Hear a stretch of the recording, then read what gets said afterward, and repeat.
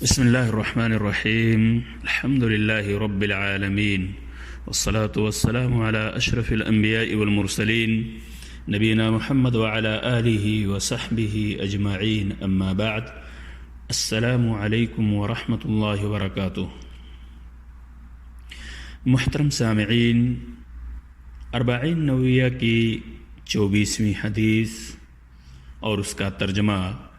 آج کے اس درس میں آپ سماعت فرمائیں گے، اور دوسرا درس اور دوسری قسط اس حدیث کی انشاءاللہ اس کے بعد پیش کی جائے گی۔ عن ابی ذر الغفاری رضی اللہ عنہ عن النبی صلی اللہ علیہ وسلم فيما يرويه عن ربه عز وجل انه قال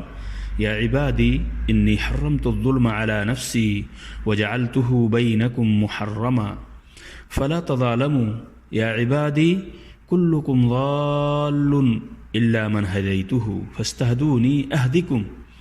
يا عبادي كلكم جائع إلا من أطعمته فاستطعموني أطعمكم يا عبادي كلكم عار إلا من كسوته فاستكسوني أكسكم يا عبادي إنكم تخطئون بالليل والنهار وأنا أغفر الذنوب جميعا فاستغفروني أغفر لكم يا عبادي إنكم لن تبلغوا ضري فتضروني ولن تبلغوا نفعي فتنفعوني يا عبادي لو أن أولكم وآخركم وإنسكم وجنكم كانوا على أتقى قلب رجل واحد منكم ما زاد ذلك في ملكي شيئا يا عبادي لو أن أولكم وآخركم وإنسكم وجنكم كانوا على أفجر قلب رجل واحد منكم ما نقص ذلك من ملكي شيئا يا عبادي لو أن أولكم وآخركم وإنسكم وجنكم قاموا في صعيد واحد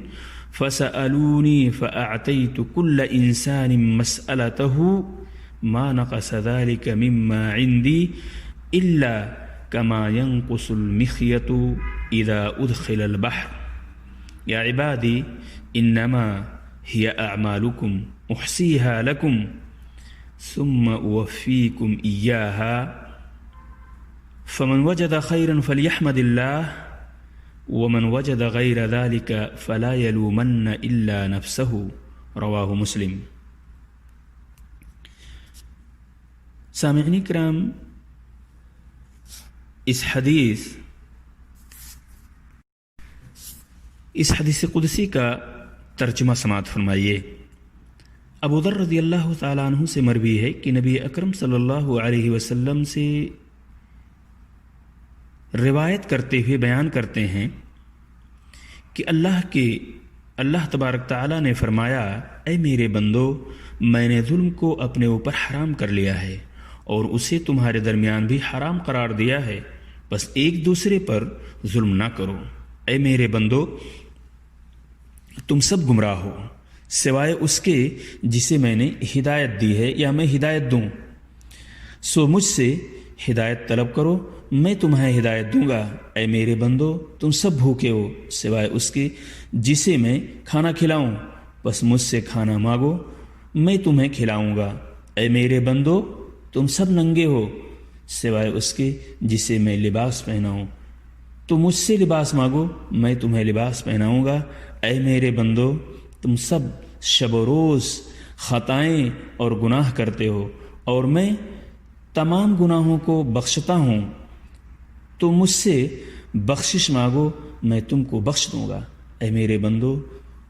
تم سب کی رسائی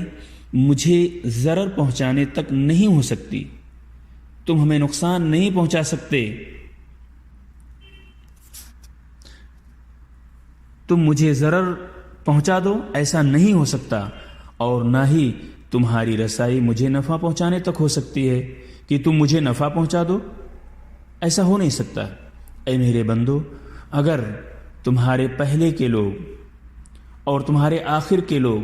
اور تمہارے انس اور تمہارے جنات تم میں سب سے زیادہ متقی شخص کے دل جیسے ہو جائیں تو یہ میری سلطنت میں کچھ اضافہ نہ کرے گا۔ اے میرے بندو، اگر تمہارے پہلے کے لوگ اور تمہارے آخر کے لوگ اور تمہارے انس اور تمہارے جنات